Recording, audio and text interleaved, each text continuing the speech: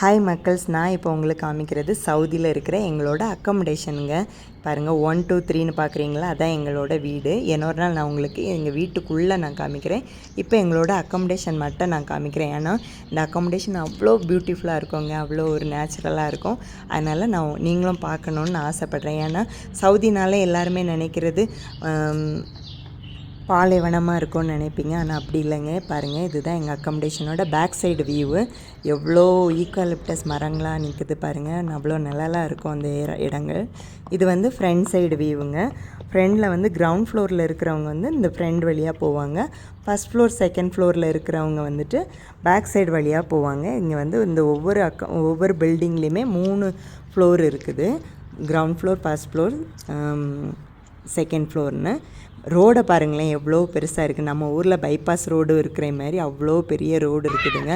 இந்த அக்கமடேஷனோட ஸ்பெஷலே இந்த பார்க்கு தான்.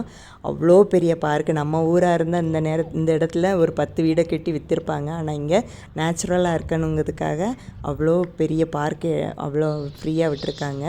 யாராவது வீட்டுக்கு வந்தாங்கன்னா நமக்கு காலிங் பெல் அடிக்கிறதுக்கு இதில் அந்த வால்லையே நமக்கு கொடுத்துருக்குறாங்க பாருங்கள். காலிங் பெல் கொடுத்துருக்காங்க. இந்த டாட் மாதிரி இருக்குல்ல, இதுதான் மேலே வீட்டுக்கு மேலேயும், கீழே இருக்கிறது கீழே வீட்டுக்கும். அங்கங்கே இந்த மாதிரி சிட் அவுட் கொடுத்துருப்பாங்கங்க. நம்ம ஈவினிங் எல்லாம் நம்ம ஃப்ரீயாக அழகாக ஜாலியாக உட்காந்து ஃபோன் பேசிக்கிட்டு வாய் பார்த்துட்டுலாம் இருக்கலாம்.